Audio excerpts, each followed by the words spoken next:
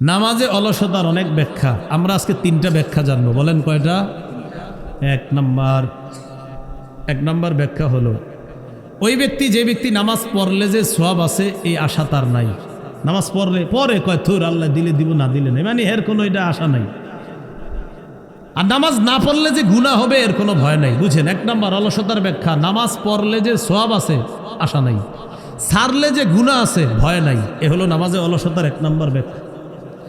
দুই নাম্বার, যারা নামাজ পড়ে কিন্তু শেষ সময়ে গিয়ে পড়ে। তিন নাম্বার, নামাজ পড়েই না। নামাজে অলসতার কয় ব্যাখ্যা?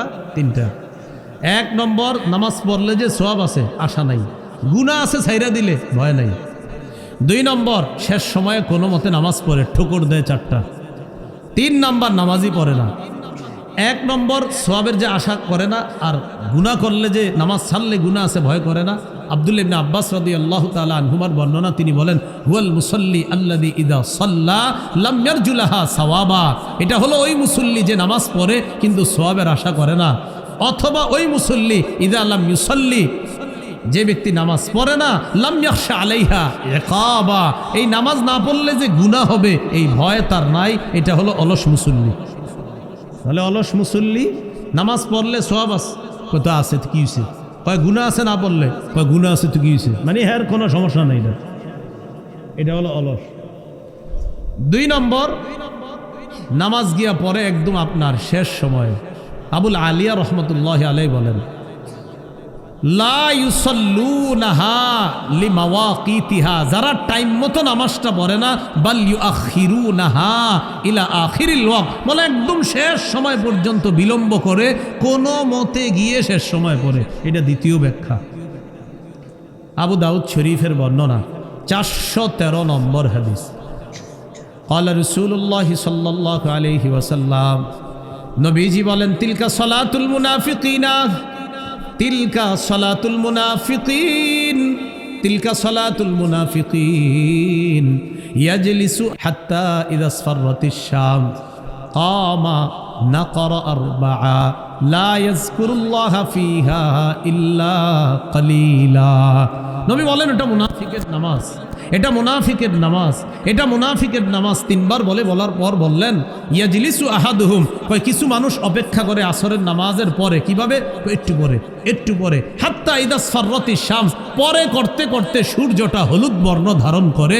আও কানাত বাইনা কারনাই শাইতান, অথবা সূর্যটা শয়তানের দুই শিঙের বরাবর হয়। আও আলা কারনাই শয়তান, অথবা শয়তানের দুই শিঙের উপরে থাকে। ওই সূর্য যখন ডুবে আর কি, হজরতে কামা, তখন কোনো মতে মা অথবা বিবি কয় আরে নামাজ পড়ো, তে হে উইঠা নামাজ পড়ে, কয় নাকরা আরবাআ, চারটা ঠুকুর মারে নামাজে, তাড়াতাড়ি পড়ে। নবী বলেন তিলকা সালাতুল মুনাফিকিন, এটা মুনাফিকের নামাজ, এটা মুনাফিকের নামাজ, এটা মুনাফিকের নামাজ। আল্লাযীনা হুম আন সালাতিহিম সাহুন, নামাজে অলসতা করে। আসেন এরকম? তো এটা হলো নামাজে যারা অলসতা করার দ্বিতীয় ব্যাখ্যা।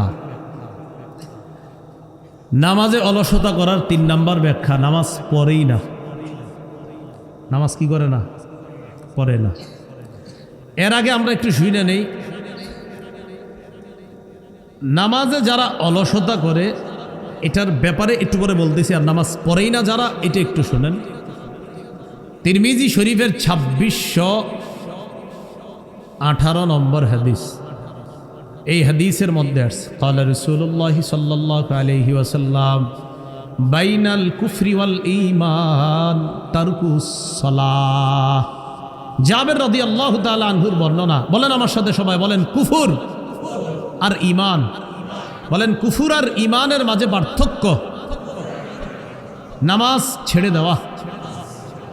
তিরমিজি 2619 নম্বর হাদিসে আল্লাহ রাসূল সাল্লাল্লাহু আলাইহি সাল্লাম বলেন বাইনাল আবদি ওয়াশিরকি আওয়াল কুফরি তারকুস সালাহ, ইমানদার বান্দা কুফর অথবা শিরিকের মাঝে পার্থক্য হলো নামাজ ছেড়ে দেওয়া। এই হলো ইমানদার বান্দা। আরেকদিকে হলো কুফর আর শিরিক, এই দুইটার মাঝে পার্থক্য হলো নামাজ ছেড়ে দেওয়া।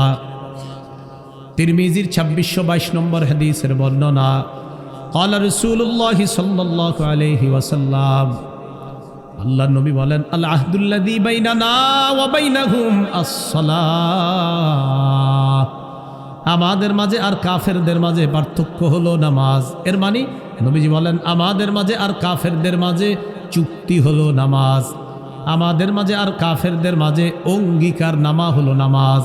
কয় কিসের অঙ্গীকার? কয় নামাজ পড়লে আমরা জান্নাত পাবো, এই অঙ্গীকার আল্লাহ করেছেন। এরা নামাজ পড়বে না তাই এরা জাহান্নামে যাবে, নামাজ না পড়লে এরা জাহান্নামে যাওয়ার অঙ্গীকার, আর আমরা নামাজ পড়লে জান্নাতে যাওয়ার অঙ্গীকার। আমাদের আর কাফেরদের মাঝে এটা পার্থক্য। নবী বলেন ফামান তারাকাহা ফাকাদ কাফার, যে নামাজ ছেড়ে দিল সে কুফরি করলো। যে নামাজ ছাড়লো কে কি করলো? ওইটা তিরমিজি 2621 নম্বর হাদিস যেটা বললাম, আর 2622 নম্বর হাদিসে আছে কানা আসহাবু মুহাম্মাদিন সাল্লাল্লাহু আলাইহি ওয়াসাল্লাম লা ইয়ারাউনা শাইআম মিনাল আমাল তারকুহু কুফরুন গায়রাস সালাহ। আল্লাহ রাসূলের সাহাবীগণ সবচেয়ে বড় কুফরি মনে করতেন নামাজ ছেড়ে দেওয়া। রসুলের সাহাবীরা নামাজ ছেড়ে দেওয়ার চাইতে বড় কুফরি আর অন্য কোনো কিছুকে মনে করতেন না। তারা মনে করতেন নামাজ ছেড়ে দেয় যে এটাই সবচেয়ে বড় কুফরি। বলেন নাউজুবিল্লাহ। এবার সাহুনের মধ্যে চলে চলেন আল্লাযীনা হুম আন সালাতিহিম সাহুন, যারা নামাজে অলসতা করে। সাধারণত আমরা 3 ওয়াক্ত নামাজে অলসতা করি। জোরে বলেন কয় ওয়াক্ত?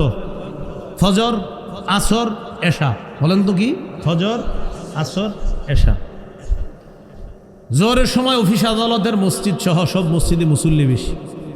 মাগরিবের সময় গ্রামগঞ্জের মসজিদ সহ শহরের মসজিদ সহ সব মসজিদে মুসল্লি বেশি। অস্বাভাবিকভাবে ফজরের নামাজ, আসরের নামাজ আর এশার নামাজে মুসল্লি থাকে না। ফজরে কেন থাকে না?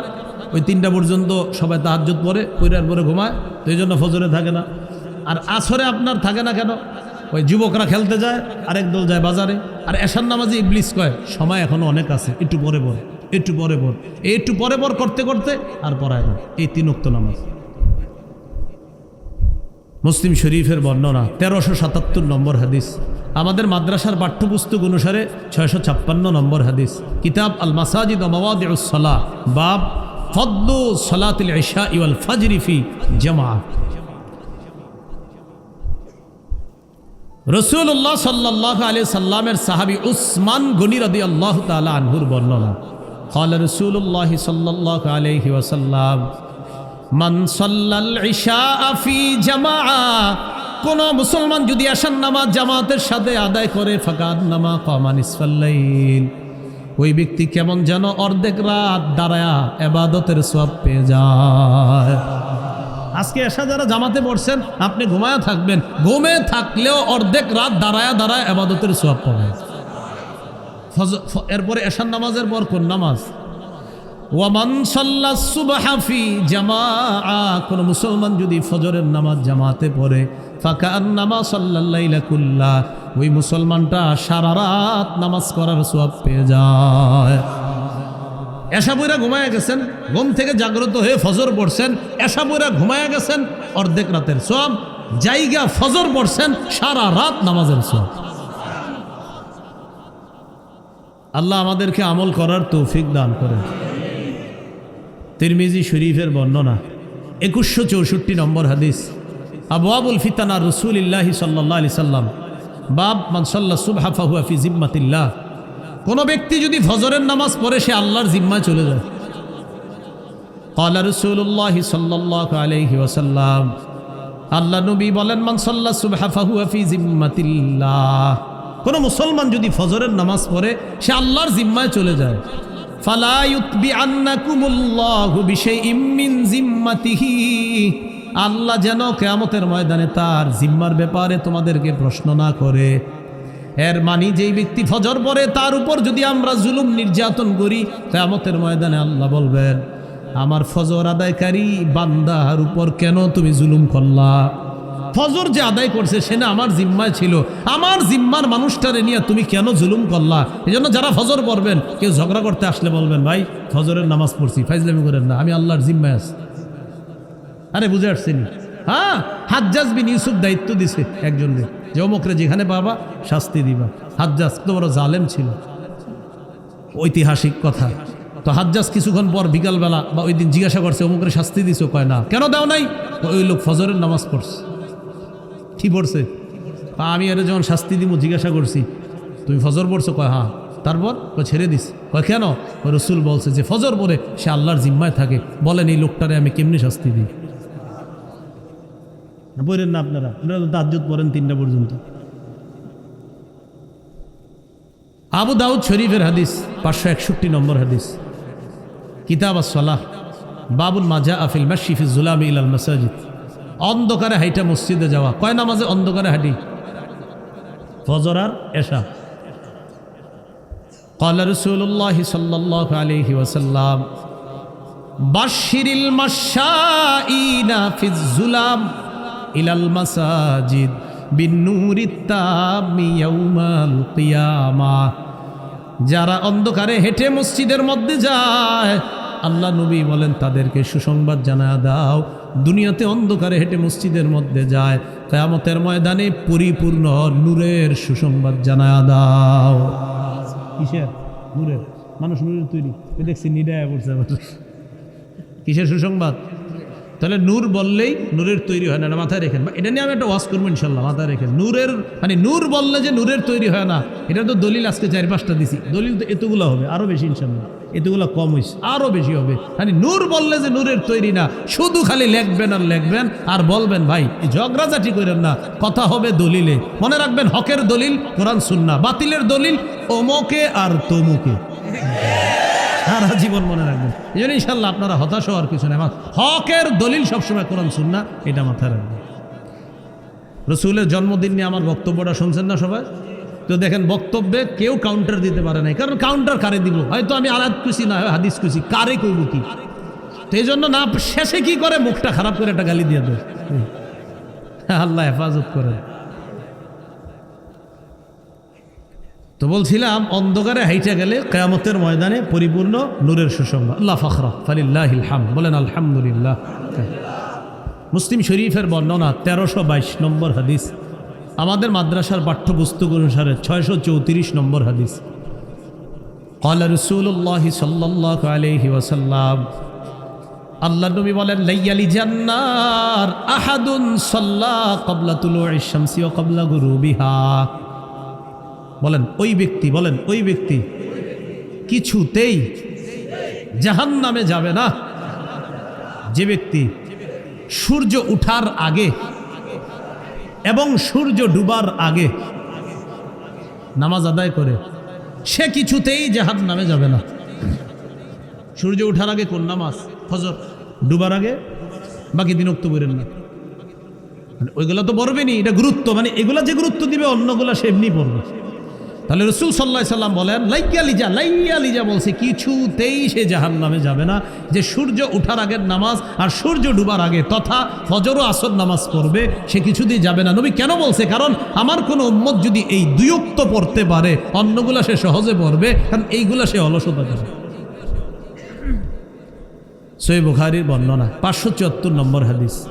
ক্বালা রাসূলুল্লাহ সাল্লাল্লাহু আলাইহি ওয়াসাল্লাম মান সাল্লাল বারদাইন দাখালাল জান্নাহ। আল্লাহ নবী বলেন 2 ঠান্ডার নামাজ যে পড়বে ওই ব্যক্তি জান্নাতে প্রবেশ করবে। কয় ঠান্ডার নামাজ? একটা হলো ফজর আর একটা হলো আসর।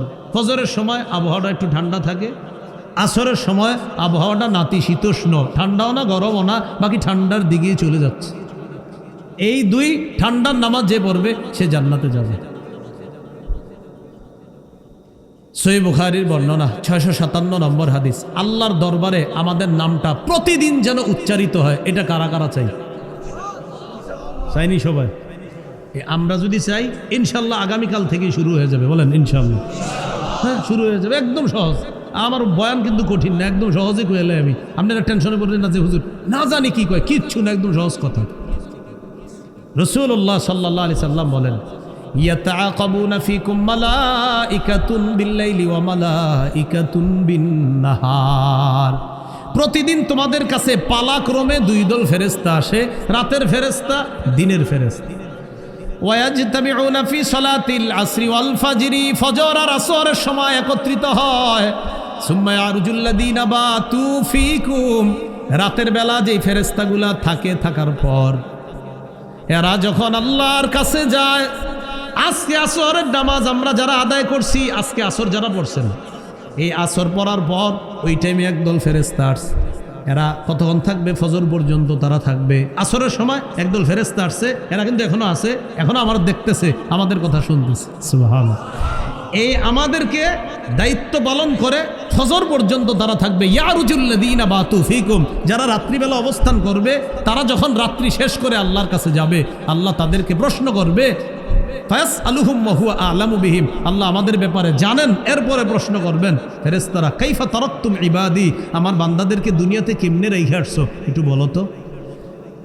ফেরেশতারা জবাব দিবে, আল্লাহ আতাইনাহুম ইউসাল্লুনা তারাকনাহুম ওয়া হুম ইউসাল্লুনা, আল্লাহ যখন গেছি তখনও দেখি নামাজ পড়ে, যখন আসছি তখনও নামাজ পড়ে। আসরের সময় গেছি নামাজ পড়ে, ফজরের সময় আসলাম মাবুদ, এগুলোর নামাজে রেখে আসছি। তো দেখছেন, আমাদের নামটা প্রতিদিন আল্লাহর কাছে আলোচনা হবে যদি নামাজ পড়েন। আল্লাহ আমাদেরকে তৌফিক দান করেন। সহিহ বুখারীর বর্ণনা 555 নম্বর হাদিস। এতক্ষণ যে হাদিসটা বললাম এটা হলো 555 সহিহ বুখারীর। 657 নম্বর হাদিসের মধ্যে আছে, রাসূলুল্লাহ সাল্লাল্লাহু আলাইহি সাল্লাম বলেন, লাইসা সালাতুন আসকালা আলাল মুনাফিকিনা মিনাল ফাজরি ওয়াল ইশা। জোরে বলবেন এটা আমার সাথে, বলেন, মুনাফিকদের কাছে দুই নামাজ সবচেয়ে ভারী, ফজর আর এশা। কারা কারা পড়েন নাই? তাহলে কার কাছে সবচেয়ে ভারী দুই নামাজ? কোনটা কোনটা? লাউ ইয়ালামুনা মা ফীহিমা লা আতাউহুমা, লাউ ইয়ালামুনা মা ফীহিমা লা আতাউহুমা ওয়ালাউ হাবওয়া। রাসূলুল্লাহ সাল্লাল্লাহু আলাইহি ওয়াসাল্লাম বলেন, মানুষ যদি জানতো ফজর আর এশার নামাজের মধ্যে কি উপকার, মানুষ মাটির মধ্যে গড়াগড়ি হলেও ফজর আর এশার নামাজে উপস্থিত হইত। এজন্য নিয়ত করে ফেলবেন যে আমি প্যারালাইজড হয়ে গেলেও যেন আমার সন্তানরা আমারে মসজিদে ফজর আর এশায় নিয়ে যায়। অন্য নামাজ প্যারালাইজড হয়ে যাওয়ার পরেও ওসিয়ত করা যে আমারে ফজর আর এশার নামাজে নিয়ে যাইবা, যেন আমি সেখানে গিয়ে উপস্থিত হতে পারি। কারণ আল্লাহ রসুল বলছেন, ফজর আর এশার উপকার যদি মানুষ জানতো, হামাগুড়ি দিয়ে হলেও মানুষ ফজর আর এশার নামাজে উপস্থিত হতো। পড়বেননি ফজর এশা ইনশাআল্লাহ? ওয়াদা? আল্লাহ কবুল করেন। তিরমিজি শরীফের হাদিস 586 নম্বর হাদিস। দেখেন, পরিপূর্ণ পরিপূর্ণ পরিপূর্ণ, কয়বার কইছি? এই পরিপূর্ণ হজ আর উমরার সোয়াব, একদম অশুদ্ধ না বিশুদ্ধ সোয়াব প্রতিদিন কারা কারা চাই? কয়বার কইছি পরিপূর্ণ?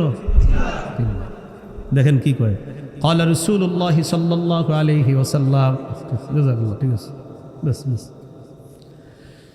আল্লাহ নবী বলেন, মান সাল্লাল গাদাতা ফি জামাআ, কোন ব্যক্তি যদি ফজরের নামাজ জামাতের সাথে পড়ে, সুম্মা কাদা ইয়াজকুরুল্লাহ, এরপর ওই ব্যক্তি বসে বসে আল্লাহর জিকির করে, আল্লাহর স্মরণ করে, সুবহানাল্লাহ, আলহামদুলিল্লাহ, লা ইলাহা ইল্লাল্লাহ, আল্লাহু আকবার, কোরআন পড়ে, কায়দা পড়ে, আমপারা পড়ে, তালিমের মধ্যে বসে, অথবা ধর্মীয় কোনো আলোচনা শুনে বা আলোচনা করে, ফজর পড়ার পর থেকে সূর্য ওঠা পর্যন্ত সে কোনো জিকিরে আছে, কোনো ধর্মীয় কাজে আছে। সূর্য ওঠার পর সাল্লা রাকাতাইন, 2 রাকাত ইশরাকের নামাজ পড়ে, ফজর নামাজ জামাতে, এরপর সূর্য ওঠার পর 2 রাকাত ইশরাকের নামাজ। নবী বলেন, কানাত লাহু কাজরি হাজ্জাতিন ওয়া উমরাতিন তাম্মাতিন তাম্মাতিন তাম্মা। আল্লাহ নবী বলেন, তার আমল নামায় পরিপূর্ণ পরিপূর্ণ পরিপূর্ণ হজ উমরার সওয়াব লেখা হয়ে যায়। তাহলে ফজর নামাজ পড়তে হবে। কয় নামাজে আমরা অলসতা করি বেশি? তিন, ফজর, আসর, এশা। তাই নবীজি ঘুরে ফিরে এই 3 ওয়াক্তের কথাই খুব বেশি বলতেছে। আল্লাহরে দেখুনি সবাই, হ্যাঁ? তাই একটা হাদিস শুনেন, আল্লাহরে যারা যারা দেখতে চাই, সহিহ বুখারীর 573 নম্বর হাদিস।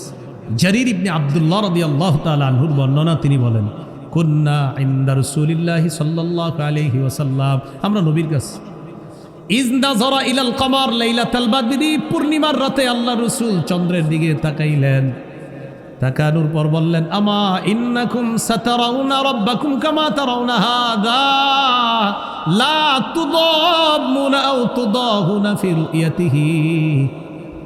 আকাশের এই চাঁদ দেখতে যেমন তোমাদের কোনো সমস্যা হয় না, ভিড় করা ছাড়া সুন্দরভাবে কিয়ামতের ময়দানে তোমাদের রবকেও সরাসরি দেখতে কোনো সমস্যা হবে না। ভিড় করা লাগবে না, একদম সুন্দরভাবে দেখবা।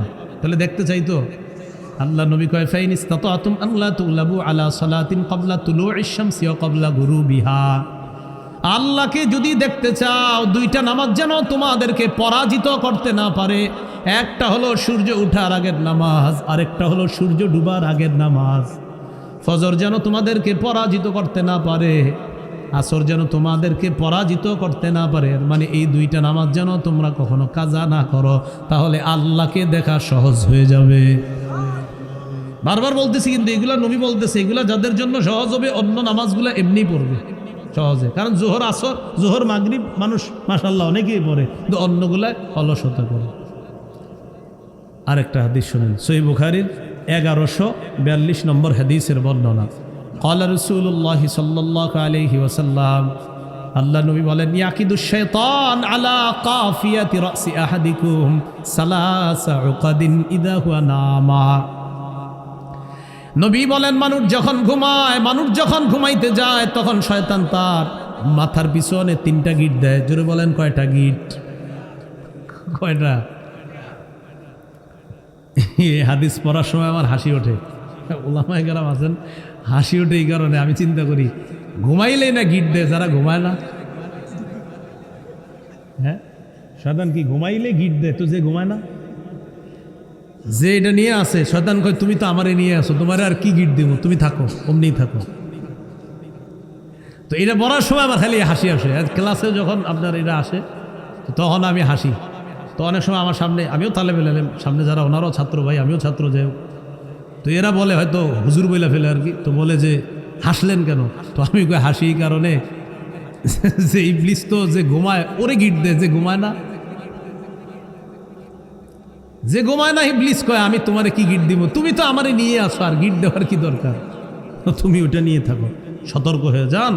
সূরা ইব্রাহিমের 22 নম্বর আয়াতে আছে, আকালা শাইতানু লাম্মা কুদিয়াল আমর, ফয়সালা যখন হয়ে যাবে, ইবলিস বক্তব্য দিবে তার অনুসারীদের সামনে কিয়ামতের মাঠে, ইন্নাল্লাহা ওয়াদাকুম ওয়াদাল হক, আল্লাহ তোমাদেরকে যে ওয়াদা করেছে সেটা সত্য, ওয়া ওয়া'আদতুকুম ফাআখলাফতুকুম, আমি যে ওয়াদা করেছি তোমাদেরকে এগুলো মিথ্যা, আমি সব খেলাফ করেছি। বলেছি সুদ খাইলে টাকা বাড়ে, তোমরাও বিশ্বাস করছো আমার কথা।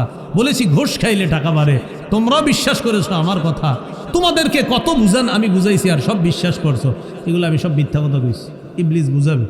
তো সেদিন বলবে, শোনো এগুলো সব মিথ্যা কথা। এরপর কি বলবে দেখেন, ওয়ামা কানা লি আলাইকুম মিন সুলতান ইল্লা আন দাউতুকুম ফাস্তাজাবতুম লি, তোমাদের উপর আমার কোনো কর্তৃত্ব ছিল না, আমি শুধু তোমাদেরকে দাওয়াত দিছি, তোমরা আমার দাওয়াত গ্রহণ করছো। ওর বলে কর্তৃত্ব ছিল না, কি জ্বালানটা জ্বালায়। আর সে সেদিন বলবে তোমাদের উপর আমার কোনো কর্তৃত্ব ছিল না, আমি ডাকছি, আমার কথা শুনছো, যেমনি বুঝাইছি অমনি বুঝছো। তো এবার সবাই তো চেতার কথা, হ্যাঁ তার মানে তুমি আমগরে উল্টা বল্লা বুঝাইছো। ইবলিস কয় থামো, ফালা তালুমুনি, আমারে কিছু বলবা না, আমারে তিরস্কার করবা না, ওয়ালুমু আনফুসাকুম, নিজেদেরকে তিরস্কার করো। আমার কথা শুনছো কা? নিজেদেরকে তিরস্কার করো। মা আনা বিমুসরিখিকুম, আমি তোমাদের ফরিয়াদ শুনবো না। ওমা আনতুম বিমুসরিখিয়া, তোমরা আমার ফরিয়াদ শুনবো না। দুই দল মিলা চলো জাহান্নামে থাকি। হ্যাঁ, বিষয়টা হাসির হলো কঠিন কথা। ইবলিস সেদিন বলবে আমি যা বলছি সব বিশ্বাস করছি। তো ইবলিস, আমরা যখন ঘুমাই, সহিহ বুখারীর 1142 নম্বর হাদিস, কয়টা গিট দেয়? ইয়াদরিবু কুল্লা উকদাতিন আলাইকা লাইলুন তাওয়ীল ফারকুদ, শীতকালে যন্ত্রণা বেশি করবে শীতকালে, কারণ লম্বা রাত।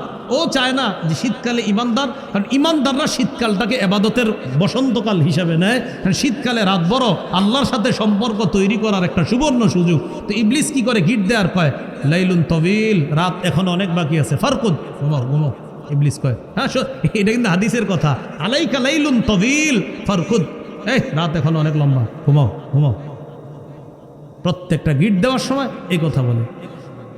ফাইনিস্তাই কজা, ওই ব্যক্তি যখন ঘুম থেকে জাগ্রত হয়, ফাজাকার আল্লাহ, আল্লাহর নাম স্মরণ করে, আলহামদুলিল্লাহিল্লাযী আহইয়ানা বা'দামা আমাতানা। আলেমরা বললেন এরপরে নুশু ওয়াইলাইহিন নুশু। ছাত্ররা টান দিয়েন না, ছাত্র সমাজরাও টান দিবেন না এটি পড়ার সময়। এবার ছাত্র আর ওলামায়ে কেরাম চুপ থাকেন, আবার পড়ি দেখি অন্যরাও পড়েন আলহামদুলিল্লাহিল্লাযী। এরপরে কি? এরপরে আওয়াজ কইমা যাইতেছে কেন? হ্যাঁ, মিয়া ঘুমেরতে ওঠার দোয়া পারেন না আর ফেসবুকে স্ট্যাটাস দেন। কওমি মাদ্রাসাগুলো একটু পরিবর্তন করা দরকার, শরম করে না? হ্যাঁ, মক্তবের বাচ্চা একটা দাঁড় করায় দেন, ও আপনারে সব শোনায়া দিবে। এখনো ওই বাচ্চা প্রস্রাব করে যে ঢিলা লইতো এটাই জানে না, কিন্তু ও আপনারে সবগুলা দোয়া মুখস্থ শোনায় দিবে। আর আপনি লিখতেছেন এটা একটু পরিবর্তন করা দরকার, শরমও তো করার কথা। ঘুম থেকে ওঠার দোয়া পারে না, ঘুমে যাওয়ার সময় দোয়া পারে না। মাদ্রাসাগুলোকে একটু এটা করা দরকার সেটা, এরকম যদি কেউ কয় না, শ্বাস করে ওরে বলবেন কি ঘুমে যাওয়ার দোয়াটা বলতো এরকম। আমি শিওর তো আপনি 100 জনে 90 জনে করবো এটা কোনো কথা কবেন, হ্যাঁ এটাই কথা কন। হ্যাঁ, ঘুমে যাওয়ার দোয়া পারে না, ঘুম থেকে ওঠার দোয়া পারে না। বাচ্চা প্রস্রাব কি নাপাক পাক এগুলা সে খালি শিখছে, বুঝে না এখনো। ও বুঝে যে প্রস্রাবখানায় যাইতে এই দোয়া, বের হয়ে এই দোয়া। বয়স হলো 5, 5.5, 6, ও তো এখনো বুঝেই না মাসালা কি জিনিস, কিন্তু মুখস্থ করে ফেলছে যে যাওয়ার সময় এই দোয়া, বের হওয়ার সময় এই দোয়া, ঘুমে যাওয়ার সময় এই দোয়া, ওঠার সময় এই দোয়া, খাওয়ার সময় এই দোয়া। তো আপনি কিভাবে ওদের বিরুদ্ধে লেখালেখি করেন? আপনার তো একটু লজ্জা থাকা দরকার। এদের কিনা লেখালেখি করে, উনি খুব গবেষক। তো ইবলিস কয় ঘুমাও, প্রথম গিট, দ্বিতীয় গিট, তৃতীয় গিট। যেই মাত্র লোকটা জাগ্রত হয়, হওয়ার পর যখন দোয়া পড়ে ইনহাল্লাত উকদাতুন, একটা গিট খুলে যায়। রইল কয়টা? 2টা। ফাইন তাওয়াদ্দা, এরপর যখন ওযু করে ইনহাল্লাত উকদা, আরেকটা গিট খুলে যায়। রইল কয়টা? ফাইন সাল্লাহ, সে যখন ফজর পড়ে ইনহাল্লাত উকদা, 3 নম্বর গিটটাও খুলে যায়। ফাসবাহা নাশীতান নাফসি, সে উদ্যমী হয়ে উৎফুল্ল মনে প্রভাত যাপন করে, প্রভাত শুরু করে। তার দিনটা উৎফুল্ল মনে, উদ্যমী মন নিয়ে তার দিনটা শুরু হয়। যে ব্যক্তি এটা করে আর কি। তো ঘুমের মধ্যে থাকলে কি আর এই উৎফুল্লতা পাওয়া যাবে? অথচ ভোরের হাওয়া কত বরকত। সহিহ বুখারীর বর্ণনা 3343 নম্বর হাদিস, রাসূলুল্লাহ সাল্লাল্লাহু আলাইহি সাল্লাম বলেন, নুসিরতু বিস-সাবা, আমাকে ভোরের হাওয়া দ্বারা সাহায্য করা হয়েছে। কি হাওয়া দ্বারা? ওয়া উহলিকাত আদুন বিদ-দাবুর, পশ্চিমের প্রচণ্ড ঠান্ডা বাতাস দ্বারা আদ জাতিকে ধ্বংস করা হয়েছে। সাহাবী বলেন, কানা রাসূলুল্লাহ সাল্লাল্লাহু আলাইহি সাল্লাম ইজা বাআসা সারিয়াতান আও জাইশান বাআসাহুম আউয়ালান নাহার, রাসূল যখন কোনো দলকে জিহাদে পাঠাইতেন, ছোট বড় দলকে, তখন দিনের শুরু অংশে পাঠাইতেন, যেন দিনের শুরু অংশের পুরা বরকতটা নিয়ে তারা জিহাদের ময়দানে। তিরমিজি শরীফের 1212 নম্বর হাদিস।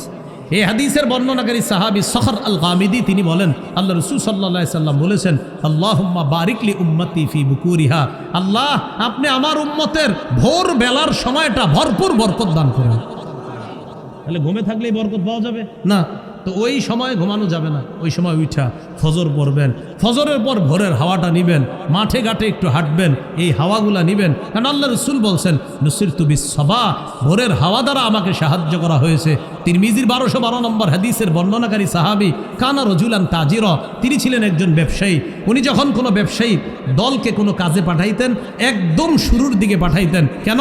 নবী বলছে দিনের শুরুর ওই অংশটা বরকতময়, তাই তিনি ব্যবসার কাজটা শুরুতে করতেন। তিনি বলেন, আল্লাহ আমার ব্যবসায় ভরপুর বরকত দান করছে। এজন্যই বলেন এজন্যই হেফজখানার ছাত্রদেরকে ভোরে উঠিয়ে দেওয়া হয়, যেন কোরআন তাড়াতাড়ি মুখস্থ হয়ে যায়। বিরোধিতা করার আগে একটু পড়াশোনা ঘুরে বুঝে আসছে না? বিরোধিতা করে না, হেফজখানার ছেলেগুলো এত আগে কেন উঠানো হয়?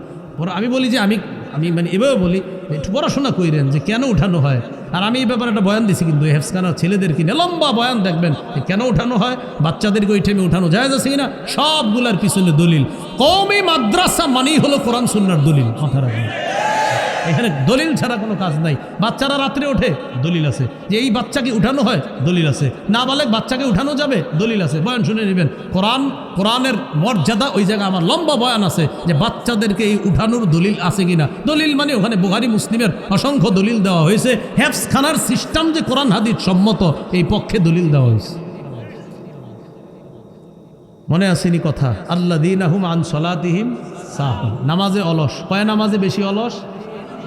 কি কি? ফজর, আসর আর এশা। তো আল্লাহ বলেন এটা হলো মুনাফিকদের কাজ, তাদের জন্য ধ্বংস। আল্লাযীনা হুম ইউরাউন। কয় মুনাফিকরা নামাজ পড়লেও দেখানোর জন্য পড়ে। কেন পড়ে? পড়লেও দেখানোর জন্য পড়ে। মুনাফিকরা নামাজ পড়ে কেন? দেখানোর জন্য। সূরা নিসার 142 নম্বর আয়াতে আল্লাহ বলেন, ইন্নাল মুনাফিকিনা ইউখাদিউনাল্লাহা ওয়া হুয়া খাদিউহুম। মুনাফিকরা আল্লাহরে ধোঁকা দেয়, অথচ আল্লাহই তাদেরকে ধোঁকার মধ্যে ফেলে রাখছে। ওয়া ইযা কামু ইলাস সালাত কামু কুসালা। এরা যখন নামাজে দাঁড়ায় অলস ভঙ্গিতে দাঁড়ায়। ইউরাউনান নাস, মানুষকে দেখানোর জন্য নামাজ পড়ে। এই দলটারে আপনারা জুমার দিন পাবেন। জুমার নামাজের দ্বিতীয় খুতবা, খতিব সাহেব যখন খুতবা দিতে থাকে, অপেক্ষা করে একদল মাঠে দাঁড়ায় দাঁড়ায় পাগলা পানি আর ঝালমুড়ি খায়, আর অপেক্ষা করে হুজুর কখন বলবে ফাজকুরুনি আজকুরকুম। এই ফাজকুরুনি আজকুরকুম মানে কি জানেননি? আমাদের বাংলাদেশিরা বুঝে যে এটার মানি হলো এখন দাঁড়ায় যেতে হবে। সব দৌড়ে কি করে ওখানে এসে দাঁড়ায়। এই জন্য আবার আমি যে মসজিদে জুমা পড়া হেনে গিয়ে অপেক্ষায় থেকে না, কারণ আমি এটা কই না। আমি যে কি কই এটা আপনি নিজেও জানবেন না। আমি খালি কই হ্যাঁ তুমি কোন জুমায় আমি একটা দিন পরের, আজকে যেটা কমু পরের জুমা আরেকটা, এরপরের জুমা আরেকটা। এই কথা ভাবার কোনো সম্ভাবনা নাই যে হুজুর তো এটা কইব না, পরের জুমা আরেকটা কইব। ফাজকুরুনি কইলে দাঁড়াইবেন না, এই কাম হবে না। আজীব এক পরিস্থিতি শুরু হয়ে যায় জুমার আগে। মানে ফাজকুরুনি মানে দৌড়, পরে দাঁড়ায় দাঁড়ায় আবার হুজুর শুরু করে অদ্দোহা আল্লাইলি, বা বড় একটা সূরা নিলে মনে মনে কয় এত বড় সূরাটা নেওয়া দরকার ছিল। এইটা কুসালা অলস ভঙ্গিতে দাঁড়ায়, দাড়ি খুঁটে, নাক খুঁটে, মুখ খুঁটে, সব খুঁটে এই অলস ভঙ্গিতে দাঁড়ায়। কেন? ইউরাউনান নাস, এরা মানুষকে দেখায়। ওয়ালা ইয়াজকুরুনাল্লাহা ইল্লা কালিলা, এরা আল্লাহর জিকির বেশি করে না। সুবহানা রাব্বিয়াল আলা আজিম এটি যত কম পড়া যায় মনে করে এগুলা ভালো। এগুলা মুনাফিকদের লক্ষণ।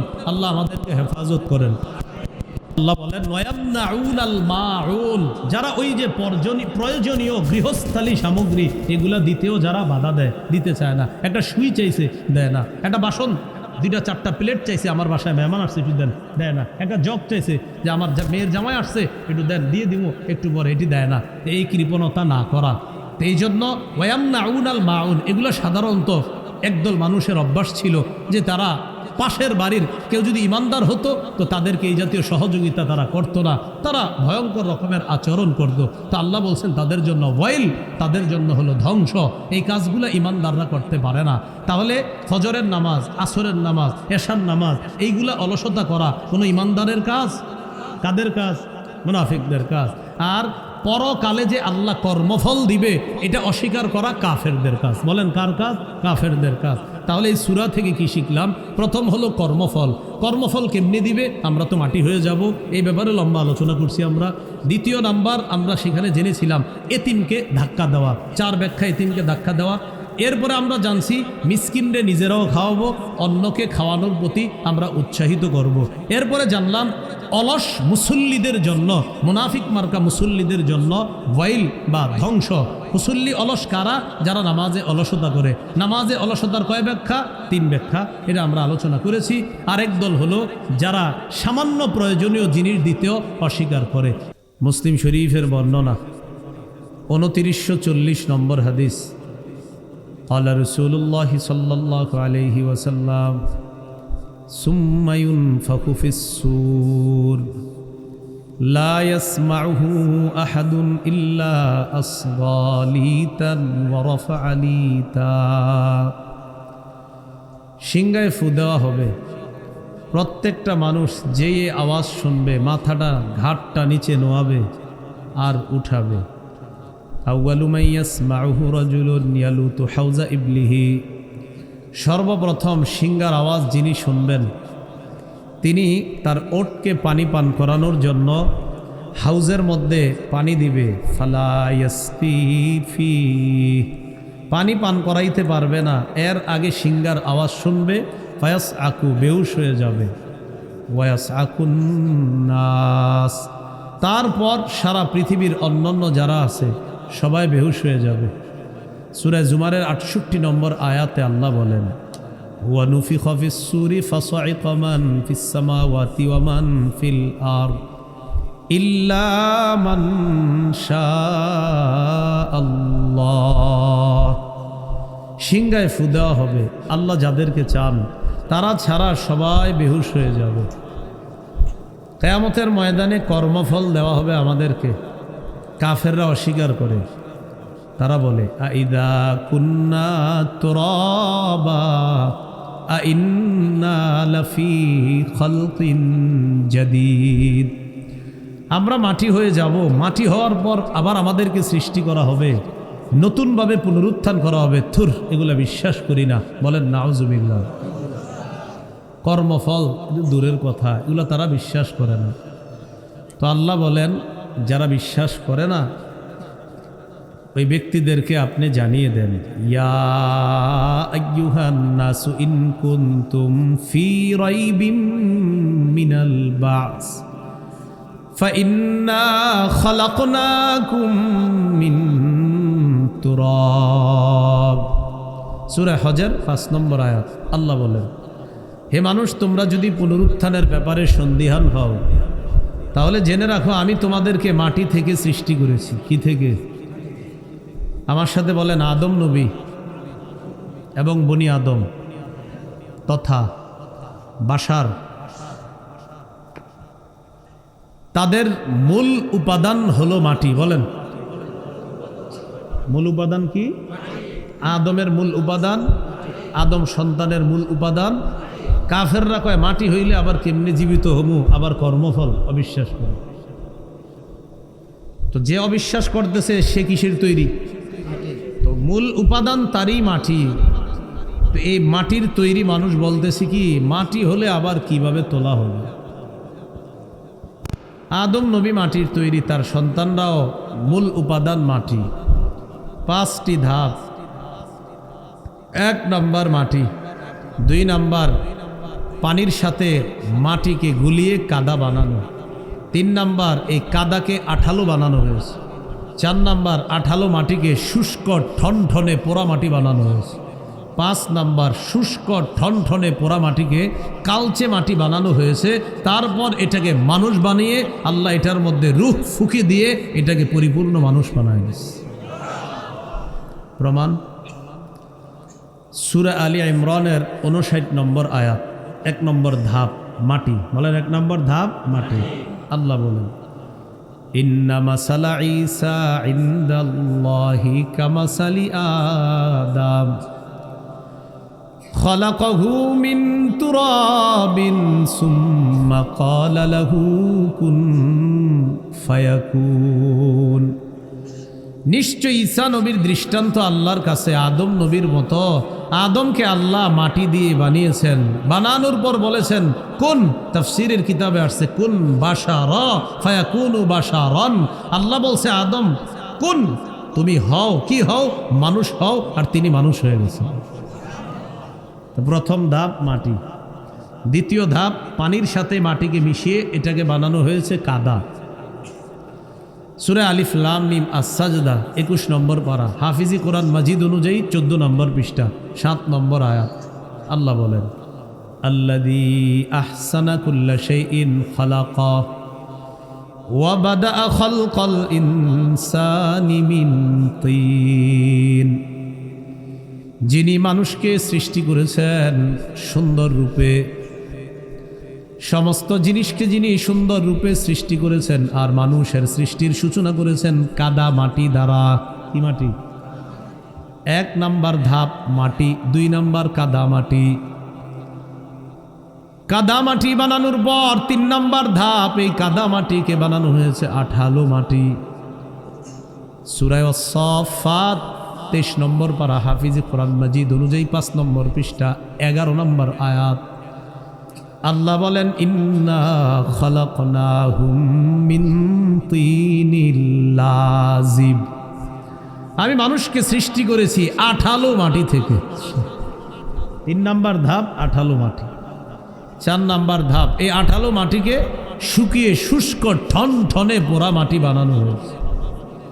সূরা রহমান 14 নম্বর আয়াত 27 নম্বর পারা, হাফিজি কোরআন মাজিদ অনুযায়ী 11 নম্বর পৃষ্ঠা। আল্লাহ বলেন, খালাকাল ইনসান মিন সালসালিন কাল ফাখখার। আল্লাহ মানুষকে সৃষ্টি করেছেন শুষ্ক ঠনঠনে পোড়া মাটি থেকে। তাহলে শুষ্ক ঠনঠনে পোড়া মাটির ন্যায়, ওই পোড়া মাটির ন্যায় শুষ্ক ঠনঠনে যে মাটি, এই মাটি থেকে আল্লাহ মানুষ সৃষ্টি করেছেন। এটা 4 নাম্বার ধাপ। 5 নাম্বার ধাপ, শুষ্ক ঠনঠনে পোড়া মাটিটাকে আল্লাহ কালচে মাটি বানিয়েছেন। সূরা হিজরের 28-29 নম্বর আয়াতে আল্লাহ বলেন, ওয়াইদ ক্বালা রাব্বুকা লিল মালাইকাতি ইন্নী খালিকুম বাশারাম মিন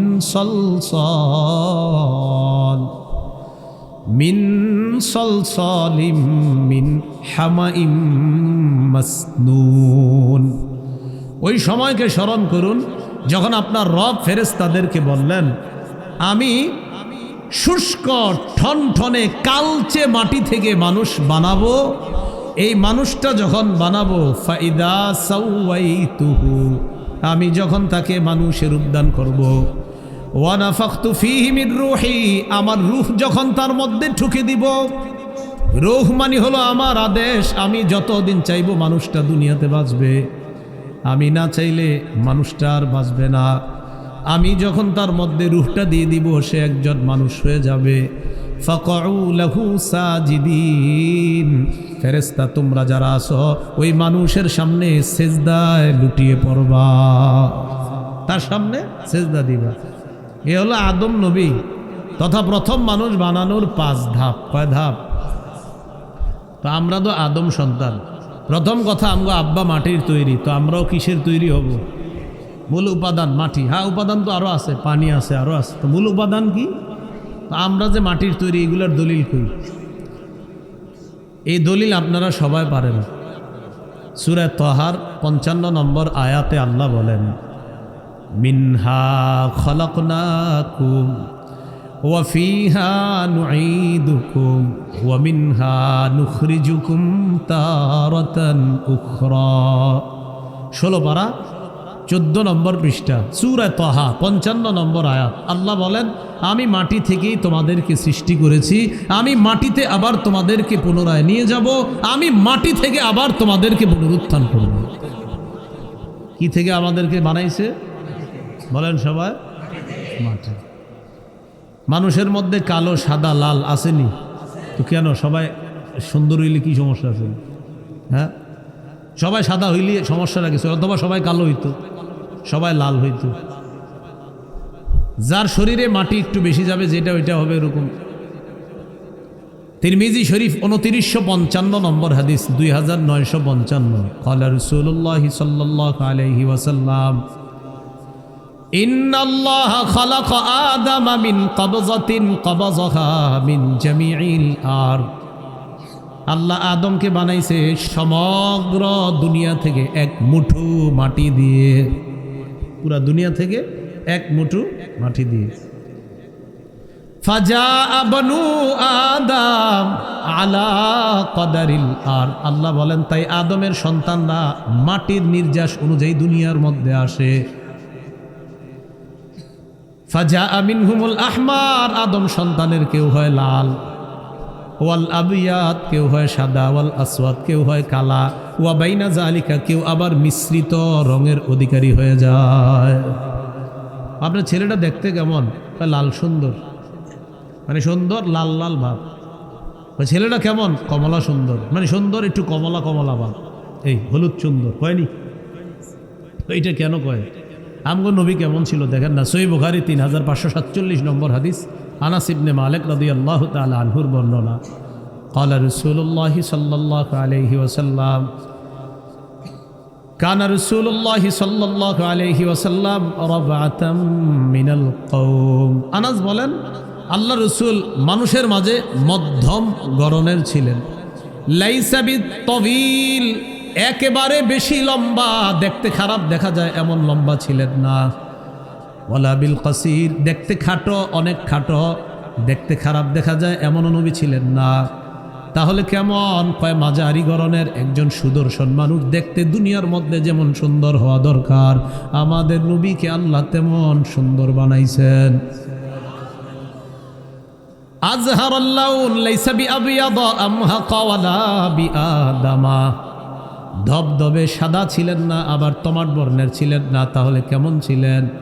আনাস বলেন লাল লাল ভাব, অনেকটা গোলাপি কালারের ছিলেন।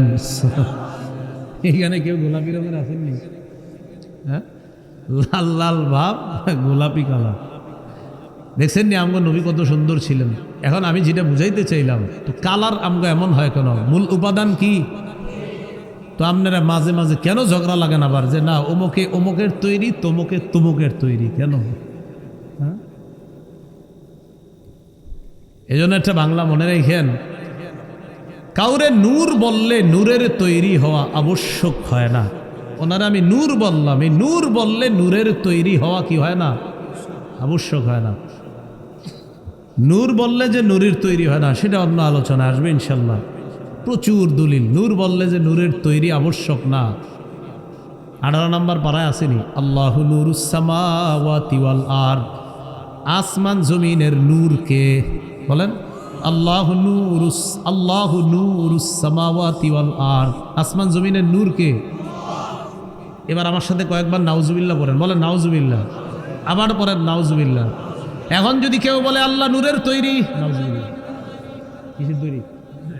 মানে আপনি যদি বলেন নাউজুবিল্লাহ, আমরা জানি না। নূর বললে যে নূরের তৈরি হওয়া আবশ্যক না, আর বড় কি দলিল চান? না, আল্লাহু নূরুস সামাওয়াতি ওয়াল আরদ, আসমান জমিনের নূর হলেন আল্লাহ। নাউজুবিল্লাহ, আমরা জানি না রব কিসের তৈরি, এই প্রশ্নই তো করা যাবে না। শুধু বললাম নূর বললে নূরের তৈরি হওয়া আবশ্যক না।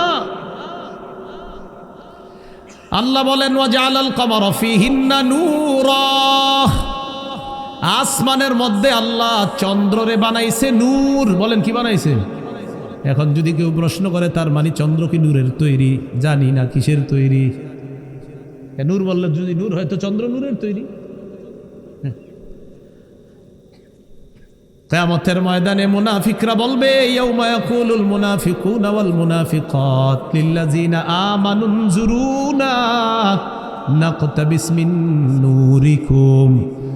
মুনাফিক নারী পুরুষরা কিয়ামতের ময়দানে ইমানদারকে বলবে ইমানদার থামো, তোমাদের নূর একটু নিতে চাই। এর মানে ইমানদাররা নূরের তৈরি। এই যে নূর আসছে, ইমানদার নূর। আল্লাহ বলেন নূরুহুম ইয়াসআ বাইনা আইদিহিম ওয়া বিআইমানিহিম, কিয়ামতের ময়দানে ইমানদারের সামনেও নূর, পিছনেও নূর, ডানেও নূর, বামেও নূর। নূরের প্যাকেটের মধ্যে ইমানদার, এর মানে ইমানদার নূরের তৈরি। বলেন হ্যাঁ, শুধু বুঝাইতে চাইলাম নূর বললে নূরের তৈরি হওয়া আবশ্যক না, এটা মাথায় রাখবেন। বলেন নূর বললে নূরের তৈরি হওয়া কিনা? যাকে আলোচনা যাচ্ছি না আজকে, আমাদের এখানে চলতেছে হলো কর্মফল অস্বীকার করে। যারা কয় মাটি হলে আবার কিভাবে পুনরুত্থান করা হবে? আল্লাহ কয় তোমার মূল উপাদানেই তো মাটি, আমি তোমারে বানাইতে পারলাম, আবার তোমারে মাটি থেকে উঠাইতে পারবো না, এটা কেমন কথা বল?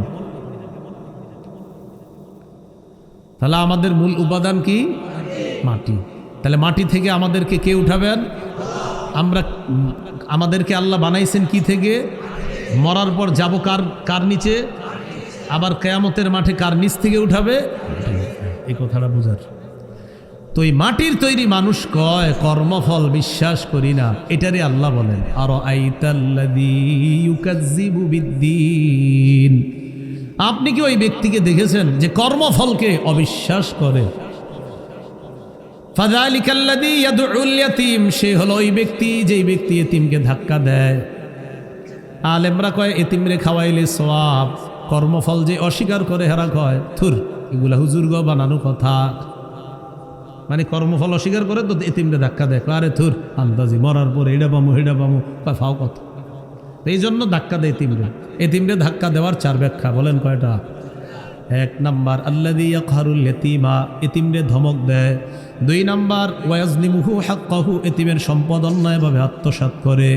3 নাম্বার ওয়ালা ইউতিমুহু, এতিমকে খাওয়ায় না। 4 নাম্বার ওয়ালা ইউহসিনু ইলাইহি, এতিমের প্রতি সদাচরণ করে না। এতিমকে ধাক্কা দেওয়ার 4 ব্যাখ্যা। 1 নাম্বার এতিমকে ধমক দেয়, 2 নাম্বার এতিমের সম্পদ আত্মসাৎ করে, 3 নাম্বার এতিমকে খাওয়ায় না, 4 নাম্বার এতিমের প্রতি সদাচরণ করে না। আল্লাহ আমাদের সকলকে এতিমের প্রতি স্নেহশীল দয়া পরবশ হওয়ার তৌফিক দান করুন। সহিহ বুখারীর বর্ণনা 6005 নম্বর হাদিস, ক্বালা রাসূলুল্লাহ সাল্লাল্লাহু আলাইহি ওয়াসাল্লাম আনা ওয়া কাফিলুল ইয়াতীম ফিল জান্নাতি হাকাযা ক্বালা বিইসবাইহি আস-সাব্বাবাতি ওয়াল বুসতা।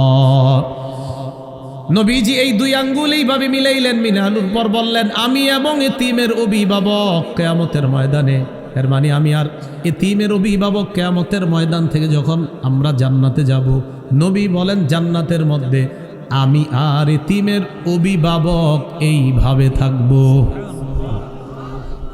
এইভাবে বলছি, আমি আর এতিমের অভিভাবক এইভাবে থাকবো, মানে পাশাপাশি থাকবে জান্নাত।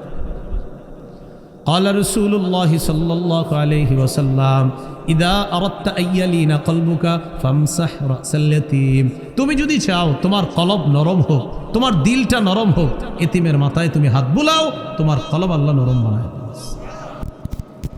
তো যারা কর্মফল অস্বীকার করে এতিমরে ধাক্কা দেয়, থুর আন্দাজি হুজুররা কত ফজিলত শোনায়, এগুলা ফাও কথা নাউজুবিল্লাহ। এই জন্য এতিমকে ধাক্কা দেয়। মিসকিনরে খাওয়াইলে সওয়াব আছে না নাই? ওয়ালা ইয়াহুদ্দু আলা তাআমিল মিসকিন, কর্মফলকে যে অস্বীকার করে সে নিজেও অসহায়কে খাওয়ায় না, অন্যকেও খাওয়াবে এই ব্যাপারে উৎসাহিত করে না, নিজেও খাওয়ায় না, অন্যকেও মাদ্রাসায় দিতে চায় অথবা অসহায়কে দিতে চায়, গরিবকে দিতে চায়, কার থুর হিনে দিও না, নিজেও দেয় না, অন্য কাউকে দিতে দেয় না। ওয়ালা ইয়াহুদ্দু আলা তাআমিল মিসকিন, অসহায়কে খাওয়ানোর ব্যাপারে উৎসাহিত করে না। কে? যে কর্মফলকে অস্বীকার করে। এটা হলো কাফেরদের ব্যাপারে আল্লাহ বললেন। এবার মুনাফিকদের ব্যাপারে আল্লাহ বলতেছেন, ফাওয়াইলুল লিল মুসাল্লিন, ওই সমস্ত মুনাফিক মার্কা নামাজিদের জন্য ধ্বংস। ওই সমস্ত মুনাফিক মার্কা নামাজিদের জন্য ধ্বংস। বলেন ওয়াইল, বলেন ওয়াইল অর্থ ধ্বংস। ওয়াইল অর্থ কি? ওয়াইল জাহান্নামের একটা এলাকার নামও ওয়াইল। আল মুস্তাদরাক লিল হাকিম কিতাবের নাম 3919 নম্বর হাদিস। ক্বালা রাসূলুল্লাহ সাল্লাল্লাহু আলাইহি ওয়াসাল্লাম আল ওয়াইলু ওয়াদিন ফি জাহান্নাম ইয়াহবি ফিহিল কাফিরু 40 খলিফা ক্বাবলা আন ইয়াবলুগা ক্বারা। নবী বলেন ওয়াইল হলো জাহান্নামের একটা এলাকার নাম। এটা এত গভীর, এই গভীরে যাওয়ার আগ পর্যন্ত কাফের শুধু নিচে যাইতে থাকবে, 40 বছর শুধু নিচে যাইতে থাকবে, এত গভীর ওয়াইল এটা। ফাওয়াইলুল লিল মুসাল্লিন, মুনাফিক মার্কা নামাজিদের জন্য ধ্বংস। আল্লাযীনা হুম আন সালাতিহিম সাহুন, যারা নামাজে অলসতা করে। বলেন সবাই, যারা নামাজে কি করে?